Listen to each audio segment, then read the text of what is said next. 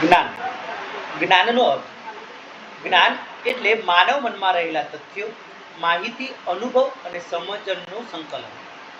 જ્યારે ડેટા, માહિતી, જ્ઞાનમાં રૂપાંતરિત થાય છે ત્યારે તે વધુ મૂલ્યવાન બને છે. જ્ઞાન માત્ર જાણકારી નથી, પરંતુ તેમાં સમજણ, અનુભવ, વિશ્લેષણ અને નિર્ણય કરવાની ક્ષમતા પણ સામેલ છે. ઉદાહરણ તરીકે જોઈએ તો ડેટા 50, 60, 70 એક આંકડા છે જે ડેટા સૂચવે.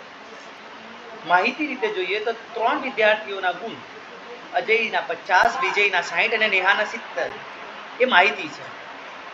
જો એના આધારે જ્ઞાન એટલે કે નેહા સૌથી વધુ ગુણ મેળવી છે એટલે તે વિષયમાં આગળ છે, એ જ્ઞાન છે.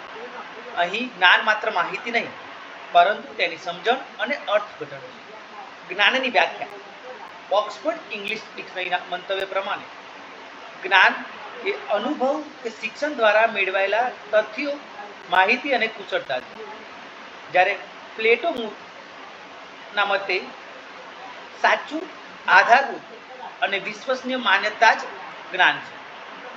લાઇબ્રેરી અને ઇન્ફોર્મેશન સાયન્સના દ્રષ્ટિકોણથી જ્ઞાન એ એવું પ્રોસેસ થયેલું અને અર્થપૂર્ણ સ્વરૂપ છે જે શિક્ષણ, સંશોધન, નિર્ણયો અને નવીનતા માટે ઉપયોગી બને. જ્ઞાનના પ્રકારો. જ્ઞાનને અલગ અલગ રીતે વર્ગીકૃત કરી શકાય છે. પ્રથમ છે સ્વરૂપ મુજબ. સ્પષ્ટ જ્ઞાન એટલે એક્સપ્લિસિટ નોલેજ, જે દસ્તાવેજ અને લખી શકાય તેવું હોય છે. પુસ્તકો, મેન્યુઅલ્સ, ડેટાબેઝમાં ઉપલબ્ધ. ઉદાહરણ તરીકે પાઠ્યપુસ્તક, સંશોધન લેખ.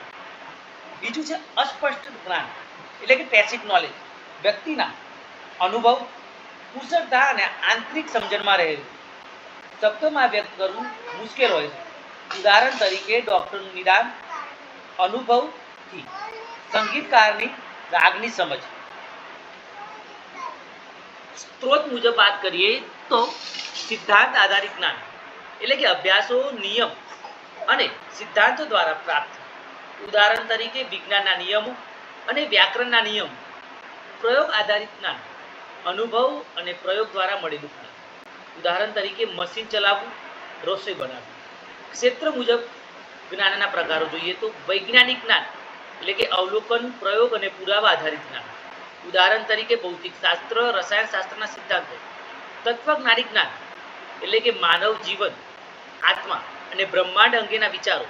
ઉદાહરણ તરીકે પ્લેટો, કાન્ટ, શંકરાચાર્યના સિદ્ધાંતો. ધાર્મિક જ્ઞાન એટલે કે ધર્મગ્રંથો, પરંપરા અને વિશ્વાસ પર આધારિત જ્ઞાન. ઉદાહરણ તરીકે ભગવદ્ ગીતા, બાઇબલ અને કુરાન. સાંસ્કૃતિક જ્ઞાન એટલે કે સમાજની પરંપરા, કલા, ભાષા અને સાહિત્ય આધારિત જ્ઞાન. ઉદાહરણ તરીકે લોકગીતો, નૃત્ય તેમજ કલા. ઉપયોગ મુજબ જ્ઞાનના પ્રકારો.